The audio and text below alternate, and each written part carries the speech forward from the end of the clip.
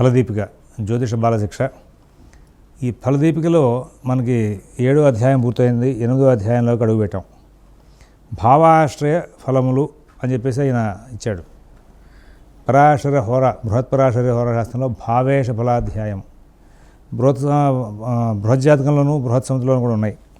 బృహజ్జాతకంలో ఉన్నాయి, మానసాగరిలో ఉన్నాయి, జాతక పారిజాతంలో ఉన్నాయి. అంటే ఒక గ్రహం వివిధ భావాల్లో ఉన్నప్పుడు ఎటువంటి ఫలితాలు ఇస్తాడు అనేటువంటి అంశం. ఇది కేపీ గారు కూడా దీన్ని అమలు చేశాడు. అంటే మనం జ్యోతిషం ప్రారంభం చేసిన కొత్తల్లో జాతకం ఎట్లా చెప్పాలనే విషయం మీద గ్రహజం, భావజం, రాశిజం, గ్రహాలు వాటంతటా ఇచ్చేటువంటి కారకత్వాలు, జనరల్గా సహజంగా ఇచ్చేటువంటి లక్షణాలు, వాటి లక్షణాలు ఏంటి, గ్రహాలకు ఉన్న లక్షణాలు, అవి ఎటువంటి ఫలితాలు ఇస్తాయి.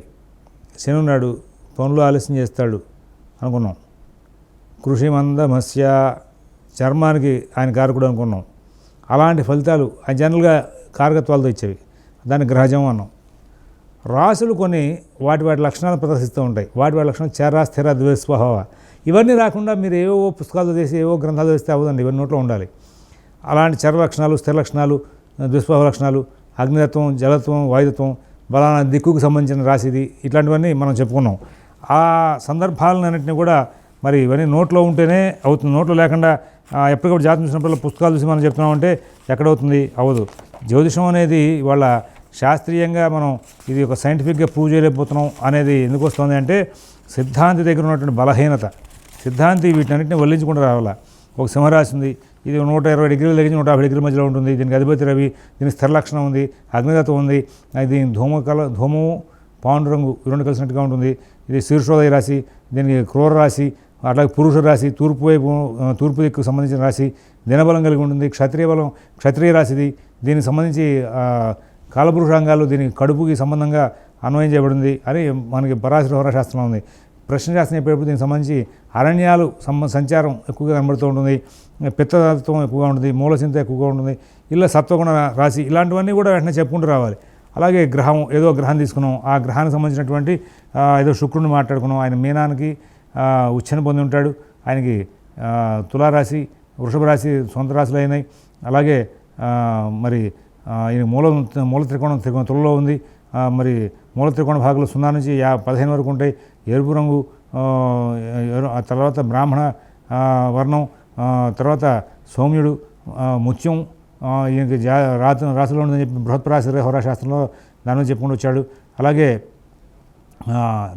రత్నం, వజ్రం అని చెప్పుకుంటూ వచ్చాడు. రజో తత్వం ఉన్నవాడు, దీనికి బొబ్బర్లు నవధాన్యాల్లో ఉన్నాయి, ఆగ్నేయ దిక్కును చూస్తూ ఉంటాడు. అలాగే నీచరాశి కన్యారాశి, అలాగే స్త్రీతత్వం ఉంటుంది. అలాగే ఉపాసన లక్ష్మి, కఫవాతాల మీద ఎక్కువగా ప్రభావం చూపిస్తూ ఉంటాడు. అలాగే ప్రశ్న లగ్నంలోకి వచ్చేసరికి ఇంక శయ్యాగృహం మీద ఎక్కువ ప్రభావం ఉంటూ ఉంటుంది.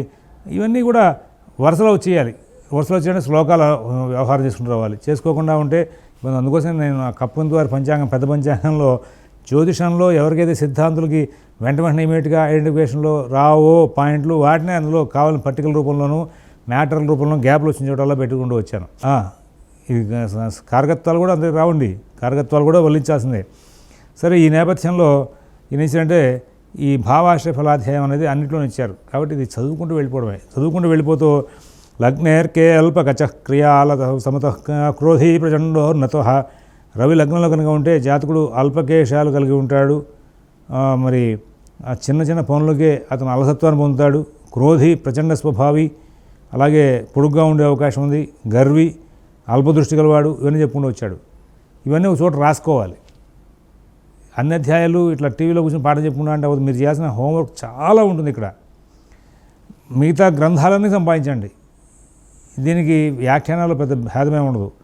మిగతా గ్రంథకర్తలు బృహజ్జాతకంలో కానీ జాతక బాధ్యతలో కానీ ఇట్లా లగ్నంలో ఉంటే ఫలితాలు ఏం చెప్పారు మళ్ళీ అక్కడ రాస్తారు. సారావళి, తర్వాత సర్వార్థ చింతామణి అన్నీ తీసి అందులో రాస్తారు. రాసినప్పుడు తేడా వచ్చిందా, కరెక్టే వచ్చిందా, తేడా వచ్చిన పాయింట్లని రెడ్ మార్క్ చేసి అండర్లైన్ చేయండి. ఈ పాయింట్లకి భేదం వచ్చింది అని. విగత విద్యా వినయవిత్తం స్ఖలితం వాచం ధరగత అంటూ రవి ద్వితీయంలో ఉంటే కనుక విద్యాహీనుడు, వినయం లేనివాడు, నిర్ధనుడు. ఇవి కొంత దూరం వెళ్ళాక వినయం లేనివాడు, నిర్ధనుడు, దుర్వచన ప్రియుడు అని ఎందుకు ఇచ్చాడు అని మనం ఒక సాధనలోకి వెళ్ళాల్సి వస్తుంది. ఏ లగ్నం వాళ్ళకి ఇది ఇట్లా ఉంటాయి, అన్ని లగ్నాలకి ఇట్లాగే ఉంటాయా? రెండో ఇంట్లో ఉన్న రవి అన్ని లగ్నాలకి ఒకటే రకంగా ఫలితాలు ఇస్తున్నాడా అని మన శోధనలో వస్తుంది. గ్రహజం, భావజం, రాశిజం 3 చూసాం ఇందాక.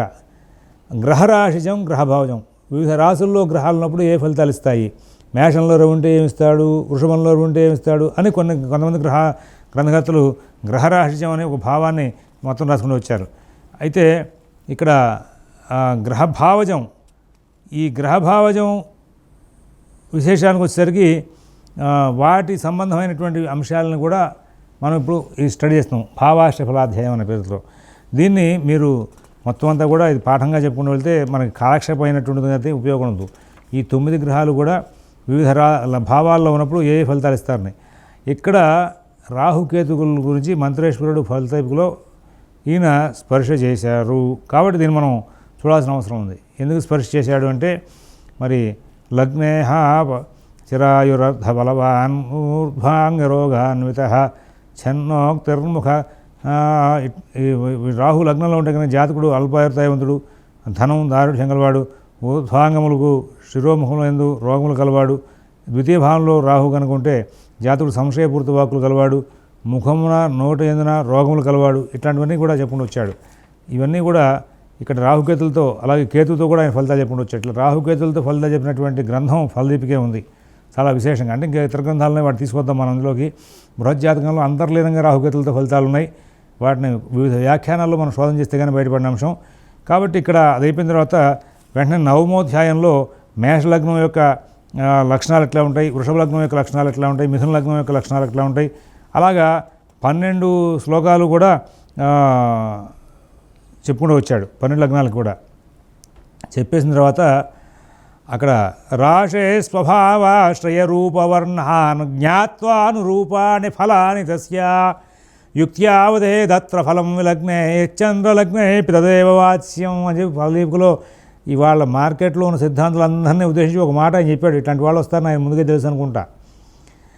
రాశి యొక్క స్వరూప వర్ణ లక్షణాలు ఎరిగి ఫలితాలను చెప్పాలయా అని చెప్పాడు. 12 లగ్నాల గురించి చెప్పేసాడు పైన.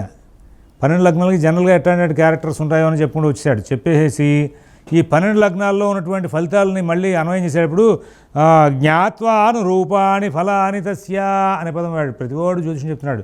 మీరు సిద్ధాంతులు కూర్చోబెట్టండి, అయ్యా మేష లగ్నం లక్షణాలను వరుసగా చెప్పండి అని చెప్పండి. ఒక్కసారి కూర్చుని వెంటనే ఇమీడియట్గా రవి 4వ ఇంట్లో ఉన్నాడు, ఏం ఫలితం ఇస్తాడు, ఏ గ్రంథం ఎట్లా చెప్పాడు చెప్పండి. పరాశరిలో పెద్దగా ఫలితాలు రావండి, కేపీలోకి వెళ్తే బాగా డీటెయిల్గా వెళ్ళొచ్చు అంటాడు. నీ బంధు నువ్వు పరాశరి ఎంత వ్యవసాయం చేసావో అసలు నువ్వు పరాశరిలో ఎంత దూరం వెళ్ళి ఒక శ్లోకానికి అన్వయం చేయగలవా? ఒక గ్రంథంలో శ్లోకానికి ఒక గ్రంథంలో శ్లోకానికి అన్వయం కుదురుతుంది, నువ్వు కుదిరించి చెప్పగలవా?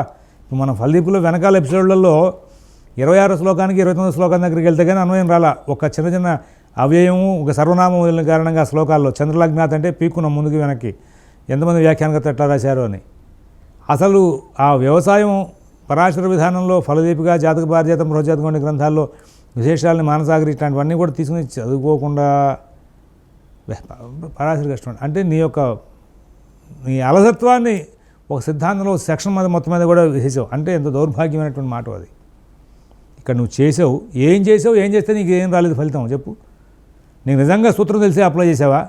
సూత్రం తెలిసి అమలు చేస్తేనే రాలేదా? ఇవాళ కాదండి, వాళ్ళ గ్రహాలు యొక్క సంచారానికి వాళ్ళ మహర్షులు రాసిన సూత్రాలు సరిపోతుంది అనేవాడు ఉన్నాడు. కొంతమంది మహామేధావులు, వీళ్ళంతా పండితులు. నిజంగా వాళ్ళని కూర్చోబెట్టి వాళ్ళ కంకణాలు ద్విస్వర్ణ కంకణ, ఘంటా కంకణ అని చెప్పి బిరుదులు కూడా ఉంటాయి వాళ్ళకి. కూర్చోబెట్టి ఏమవుద్దండి మీరు వరుసగా రవి లగ్నంలో ఉండే ఫలితాలు ఇస్తాడు, ద్వితీయంలో ఉండే ఫలితాలు ఇస్తాడు, అది జరిగిందో జరగదు పక్కన పెడదాం, మీరు సూత్రాలని చెప్పండి అనండి. వాళ్ళ వెంటనే కంకణాలు వదిలేసి అక్కడ పెట్టి వెళ్ళాలి. కారకత్వాలను వరుసగా చదివేసేమనండి. కారకత్వాల్లో గ్రంథానికి వచ్చిన భేదం ఎలా అన్వయం చేసి చెప్తారో చెప్పనండి. మొత్తం అంత నమస్కారం చేసి వెళ్ళాల్సిందే. అలాంటి పండితులు వాళ్ళంతా కూడా ఈ యొక్క శాస్త్రాన్ని మొత్తాన్ని పాడు చేసేసి పరాశర విధానం కాదు ఇంకోటి ఎక్కడికి వెళ్ళినా కానీ చివరికి చెప్పాల్సిందే. పరాశరుడు చెప్పిన మా సూత్రాల్లో ఉన్నటువంటి కారకత్వాలే ఎక్కడైనా వెళ్ళాలి. ఈయన ముందుగా చూసి రే బాబు మీనలగ్న స్వభావం ఉందాక చెప్పేశారు, మేషం దగ్గర మీనం దాకా, అలాగే గ్రహాలు వివిధ రాశుల్లో ఉండి చెప్పాను. కానీ రాశే స్వభావాశ్రయ రూపవర్ణాన్, ఆ రాశుల యొక్క రూపాలు వర్ణాలు అన్నీ కూడా తెలుసుకుని జ్ఞాత్వాను రూపాని ఫలాని తస్య అని తెలుసుకుని ఆ తర్వాత వారికి అన్వయం చేయండి. యుక్త్యాపదే దత్త ఫలం విలగ్నే యశ్చంద్రలగ్నే తదేవ వాచ్యం. లగ్నాల స్వభావాలు ఫలితాలు లగ్నాలకు తెలిసినట్టుగానే చంద్రలగ్నానికి కూడా వేసి చెప్పండి అన్నాడు. ఆయన అక్కడ కాలామృతంలో ఒక మాట చెప్పాడు అనుకున్నాం, ఏమని లగ్నం ప్రాణమయం శశిస్థ భవనం దేహస్థయో తత్ఫలం అని చెప్పి చిన్న మాట వదిలాడు. ఈ అన్వయం ఒక గ్రంథాన్ని ఒక గ్రంథాన్ని తేడా ఉన్నా మొత్తం మూలంలో అర్థం మాత్రం ఇదే. ఏమని చెప్పాడు చివరికి అక్కడ, రే భయ్ లగ్నం ప్రాణం, చంద్రలగ్నం దేహం, దేహం ఉండి ప్రాణం లేకపోయినా ప్రాణం ఉండి దేహం లేకపోయినా నువ్వేం చేయలేవు అన్నాడు. అందుకోసం నేను ఆ నీచరాశి యొక్క ఫలితాలు చెప్పాడు. చంద్రలగ్నాత్ అని చెప్పి ప్రత్యేకంగా ఉన్నాడు, చంద్రాతు లగ్నాతు అని. అక్కడ ఆ అన్వయం సంశయంలో అందుకోసం పెట్టినాయి. రెండింటికి కూడా చూసుకుంటాల్సిందే, చంద్రాతు లగ్నాత్ కూడా చూసుకోవాలి. ఈ రెండింటిని చూసేటప్పుడు నీకు కావాల్సింది ఏంటి అంటే ఈ 7వ అధ్యాయం వరకు 6వ అధ్యాయం వరకు ఉన్నటువంటి మొత్తం అంతా కూడా ఈ యొక్క ఉనికి ఫలదీపికలో ప్రారంభంలో 6వ అధ్యాయం వరకు ఏం చెప్పాడో ఆ విషయాలను కూడా వల్లించేయాలి, నోట్లో టకటకటక తిరిగేస్తూ ఉండాలి. తిరిగేస్తూ ఉంటే ఫస్ట్ ప్రారంభం చేశాడు, రాసుల యొక్క సంజ్ఞాధ్యాయం చెప్పాడు, గ్రహాల యొక్క లక్షణాలను చెప్పుకుంటూ వచ్చాడు. తర్వాత వర్గ విభాగాలు హోరాద్రేకాండ అట్లాంటి షష్ట్యంలో చెప్పాడు. ఇది పారిజాతం కూడా చెప్పాడు. చెప్పిన తర్వాత అక్కడ పారిజాత అంశాలు ఇక్కడ మనకి 3వ దాంట్లో చెప్పుకుంటూ వచ్చాడు. 3వ అధ్యాయంలో చెప్పుకొచ్చిన పారిజాత అంశాలు, ఉత్తమ అంశాలు, గోపురాంశాలు ఏవైతే ఉన్నాయో వాటినన్నింటినీ కూడా జాతక పారిజాతంలో పెట్టినటువంటి వాటికి ఇక్కడ బయటికి రెండుకి సమానంగా వస్తూ ఉంటాయి. వీటిని అర్థం చేసుకోవాలి. అలాగే మరి లగ్న ద్రేకాణాధిపతి లగ్నహోర ద్వాదశాంశ త్రింశాంశంలో మిత్ర స్వక్షేత్ర ఉచ్చల్లో ఉంటే ఫలితాలు ఎట్లా ఉంటాయని ఈయన చక్కగా ఫలదీపికలో విశదీకరించాడు. వాటిని మనం ఒకసారి విడిగా ఒక పాఠంగా మనం చెప్పుకుంటూ వెళ్తాం. అయిపోయిన తర్వాత చంద్రుడి ఫలాలు వివరంగా చెప్పుకుంటూ వచ్చాడు. వీటినన్నింటినీ కూడా మైండ్లో పెట్టుకుంటే కానీ అవ్వదు. ఆ తర్వాత షడ్బల సాధన మరి పారిజాతం చెప్పుకుని అందులో చెప్పాడు. పారిజాతం గురించి ఎందుకు మాట్లాడుతుంది, అందులో షడ్బల సాధన చెప్పాడు. ఉత్తరకాలామృతంలో షడ్బల సాధన చెప్పాడు. ఈ విధానాన్ని నేను రాసినటువంటి గ్రహచార దర్పణం భాగంలో ఈ గణితం అంతా కూడా అందులో ఇచ్చుకుంటూ వచ్చాను. వివిధ గ్రంథాల్లో ఎవరెవరు ఎట్లా ఇచ్చాడు. బృహత్పరాశరి హోరాశాస్త్రంలో కూడా ఈ షడ్బల సాధన ఇచ్చుకుంటూ వచ్చాడు. తర్వాత ఈ ఇక్కడ వీటినన్నింటినీ కూడా రాజయోగాధ్యాయం వీడు చెప్పును, ఇక్కడ కూడా యోగ భావాధ్యాయం చెప్పుకుంటూ వచ్చాడు. చెప్పిన తర్వాత యోగం పట్టినగానే ఫలితాలు వచ్చేస్తాయని చెప్పుకోకూడదు. గ్రహజం రాజ్యం భావజం గ్రహరాజ్యం గ్రహభావజం యోగజం రాజయోగాలు. నేను మొట్టమొదటి రాజయోగాలు పూర్తి చేసిన కారణం. రాజయోగాల్లో గ్రంథాలంటికి కూడా సమానమైనటువంటి ఫలితాలే చెప్పుకుంటూ వచ్చాడు. సమానమైన విధానం చెప్పాడు, భేదం లేకుండా చెప్పుకుంటూ వచ్చాడు, గ్రంథభేదం. అందుకోసం వాటికి ఇచ్చాను. చెప్పాక ఈయన ఏం చేశాడు, వీటినన్నింటినీ కూడా మీరు చేసేటప్పుడు వీటినన్నింటినీ ఆలోచించి ఇక్కడ ఈ ఫలితాలని దశలంతస్తులు ముడిపెట్టి చెప్పాలి రాబాయ్, కాబట్టి ఆ దశలు అంతర్దశల గురించి చెప్తానని చెప్పుకుంటూ వచ్చాడు.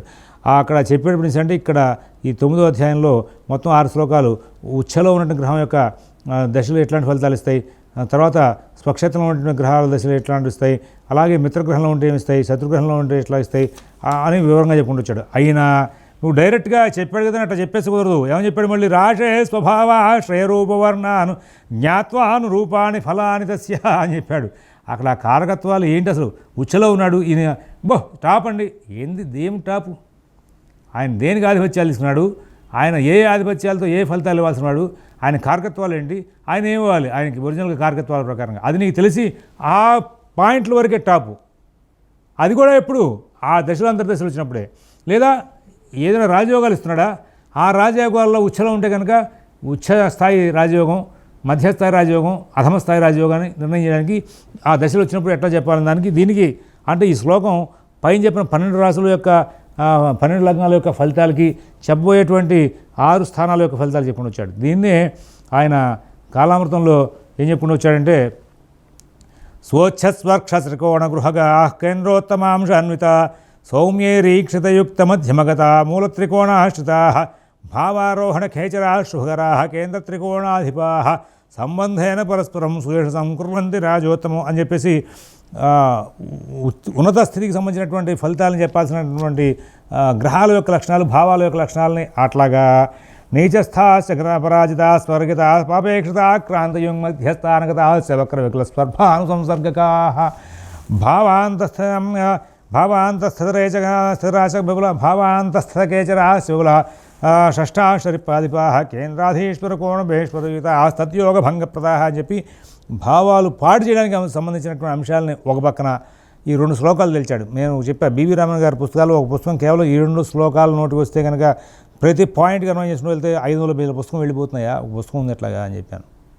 ఈ పాయింట్లు చెప్పి వచ్చినప్పుడు ఇలాగా వీటిని అన్వయం చేసుకుంటూ వెళ్లాల్సి వస్తుంది. గ్రహే సతి నిజోచ్చగే భవతి రత్నగర్భాదిపో మహీ కృతస్తుతిర్మహిత సంపదామాలయ ఉదారగుణ సంయుక్తో జయతి విక్రమార్కో యదా నయేషది విక్రమే వితరణే ధృతౌ కౌశలే అంటూ ఈయన ఫలదీపికలో ఉచ్చలో ఉన్నటువంటి గ్రహం ధరామండలం మధ్య అవుతాడు, రాజుల దగ్గర నుంచి పౌడతలు పొందుతాడు, సంపదలకు నిలయమవుతాడు, ఉదారగుణ సంపన్నుడు అవుతాడు, అతడు వ్యక్తిత్వ కీర్తి శౌర్య ఔదార్య శక్తులందు విక్రమాదిత్యుడు అవుతాడు అని చెప్పేసి వచ్చాడు. సరే, ఇక్కడ ఉచ్చలో షష్టాధిపతి ఉన్నాడు, దశ వచ్చింది, అప్పుడు కూడా ఎట్లాగ ఇస్తాడా అన్నప్పుడే జ్ఞాత్వాను రూపాన్ని ఫలాని తస్య అనే పైన ఆయన చెప్పినటువంటి వాక్యాన్ని మళ్ళీ ఇక్కడ అన్వయం చేసుకోవాలి. ఉచ్చలో ఉంటే జనరల్ రీడింగ్ ఇట్లాంటి ఫలితాలు ఇవ్వాల్సి ఉంది. అదే వ్యయాధిపతి ఉచ్చలో ఉన్నాడు, ఇట్లాంటి ఫలితాలు ఇస్తాడా అని మీకు అనుమానం రావచ్చు. ఇక్కడ దీనికి సంబంధంగా ఇట్లా అన్వయం చేయాలి. ఈ భావాధిపతి వివిధ స్థానాల్లో ఉండి ఉచ్చలో ఉంటే ఏం చేస్తాడు, నీచలో ఉంటే ఏం చేస్తాడు అనేదాన్ని అన్వయం చేసేటప్పుడు మరి దీనికి అన్వయం తేడా వస్తుంది. ఆ సందర్భాన్ని పురస్కరించుకుని ఒరే అబ్బాయి నువ్వు అన్నిటికీ ఒకటే తాడు కట్టేసి ఫలితం చెప్తా అంటే అవదరా అని చెప్పేసి ఇక్కడ చిన్న పాయింట్లో రాషే స్వభావాశ్రయ రూపవర్ణాను జ్ఞాత్వాను రూపాన్ని ఫలాని దస్య అన్నటువంటి యుక్త్యా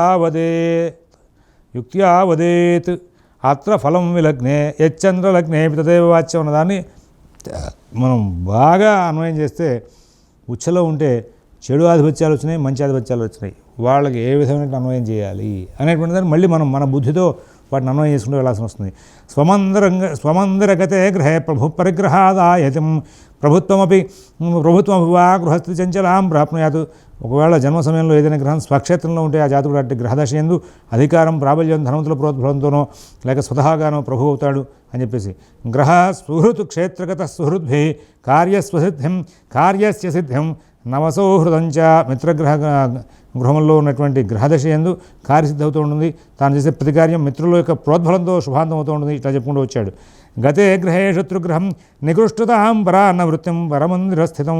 శత్రుగ్రహంలో కనుక ఉన్నటువంటి శత్రుగృహంలో ఉన్నటువంటి గ్రహం యొక్క దశ వస్తే నికృష్టత అపరాన్నం పరగృహవాసం అని చెప్పుకుంటూ వచ్చాడు.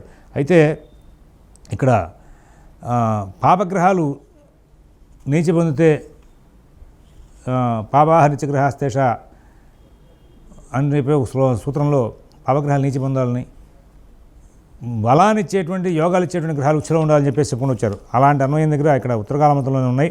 అది గతంలో మనం చెప్పుకున్నాం ఆల్రెడీ. ఉత్తరకాలమంతంలో చెప్పిన శ్లోకాలు మీరు తిరిగేసి చూసుకోండి, అందులో ఉంటాయి. నీచగ్రహ దశలో చేసే పనులు క్షీణత్వం పొందడం, వృత్తి పతనం, దైన్యత్వం అని చెప్పుకుని వచ్చాడు. వీటన్నింటినీ కూడా చెప్పిన తర్వాత మరి అస్తంగత్వం పట్టిన గ్రహాల యొక్క ప్రభావాలు అని చెప్పుకుంటూ వచ్చాడు. ఇక్కడ వీటన్నింటినీ కూడా ఆధిపత్యాలతో ముడిపెట్టి వీటినన్నింటినీ కూడా ఉచ్చలో ఉంటే అందరికీ ఒకటే రకమైన ఫలితాలు ఉండవు, రీచలో ఉంటే అన్ని రకాల ఫలితాలు ఉండవు. పాపగ్రహాలు చెడు గ్రహాలు ఉచ్చలో కనుకుంటే చెడు ఫలితాలు ఎక్కువ వచ్చే అవకాశం ఉందని చెప్పేసి అన్వయం చేసుకుంటూ మళ్ళీ ఈయన కొన్ని చోట్ల మార్పు తీసినటువంటి సందర్భాన్ని మనం ఫలదీప పూర్తిలో చెప్పుకుంటాం. అలాగే గ్రహాలకి వాటి యొక్క లక్షణాలు, ఆధిపత్యాలకి వాటి యొక్క లక్షణాలు అనే విషయంలో ఈ ఫలదీపులో ఏం చేశారంటే గ్రహాల యొక్క లక్షణాలను బేస్ చేసుకుని మొత్తం ఫలితాలు చెప్పుకుంటూ వచ్చాడు, ఆధిపత్యాల జోలికి వెళ్ళకుండా. ఇది ఒక విశేషం మనకి ఫలదీపులో బయటపడుతుంది. ఈ ఫలదీపులో మొత్తం అన్ని రకాల వ్యాఖ్యానాలు వెతుక్కుంటూ వెళ్ళి ఆధిపత్యాలు ఇచ్చేమైనా కొంచెం ఎక్కడైనా మనసు బెండ్ అయ్యాడేమో, కొంచెం మార్పు తీసుకున్నాడేమో అని చెప్పి శోధన చేసుకుంటూ వస్తే ఎక్కడ కనపడలా. కానీ దాన్ని కూడా ఇప్పుడు మనం చూస్తాం. ఈయన ఇందాక నేను చెప్పిన శ్లోకంలో పెట్టినట్టుగా ఆ 13వ శ్లోకం 9వ అధ్యాయం 13వ శ్లోకంలో చెప్పినట్టుగా మొత్తం అంతా కూడా ఆ రాసులు గ్రహాల యొక్క లక్షణాల మీద అంటే కారకత్వాల మీద అవగాహన బాగా అవసరం. వల్లించండి, గ్రహకారకత్వాలను వల్లించండి. ఈ గ్రహకారకత్వాలను మీరు చక్కగా రాసుకోండి, ఒక చోట రాసి ప్రతి పాయింట్కి కూడా అక్కడ కింద వేరే వేరే గ్రంథాల్లో ఎక్కడెక్కడ ఈ పాయింట్లు ఉన్నాయి చూడండి, చూసి అన్నిటికీ కూడా నా ఇష్టమైన ప్రకారంగా ఎంఏ జ్యోతిషం వాళ్ళు కూడా అందులో పొట్టి శ్రీరాములు యూనివర్సిటీ వాళ్ళు కూడా ఉత్తరకాలమతంలో ఉన్నటువంటి గ్రహకారకత్వాలను ఎక్కువగా హైలైట్ చేశారు. కాబట్టి అక్కడ కానీ లేదా ఈ ఫలదీపికలో కానీ జాతక పారిజాతంలో కానీ ఎక్కడో చోట ఏదో ఒక గ్రంథాన్ని ఆశ్రయం చేసుకుని బృహజ్జాతకంలో కానీ గ్రహకారకత్వాలని వలించండి. గ్రహకారకత్వాలను బేస్ చేసి ఆధిపత్యాలతో కాకుండా గ్రహకారకత్వాలతో ఫలితాంశాలు ఎక్కువగా నడుపుకుంటూ వెళ్ళే సందర్భం దీంట్లో కనబడుతోంది. గ్రహ భావేశ ఫలాధ్యాయంలో కూడా మనకి తేడా కనబడుతోంది. వాటిని మనం భావాశ్రయ ఫలాధ్యాయంలో మనకి 8వ అధ్యాయంలో కూడా దగ్గర పడినాయి. కాబట్టి గ్రహకారకత్వాలని బాగా వల్లించవలసిన అవసరం ఎక్కువగా ఉంది. గ్రహకారకత్వాలు వలిస్తే కనుక ఈ ఫలదీపికతో మనం జ్యోతిషాన్ని చక్కగా పరాశర విధానంలో అన్వయం చేసుకుంటూ అర్థం చేసి అందరికీ కూడా వివరణ చేసి చెప్పచ్చు. అలాగే పాపగ్రహాలు నీచలో ఉండడం, శుభగ్రహాలు ఉచ్చలో ఉండడం అనే దాన్ని ఎక్కువగా హైలైట్ చేస్తూ గ్రంథకర్తలు చెప్పారు. ఆ అంశాలను మరొక ఎపిసోడ్లో చూద్దాం. స్వస్తి.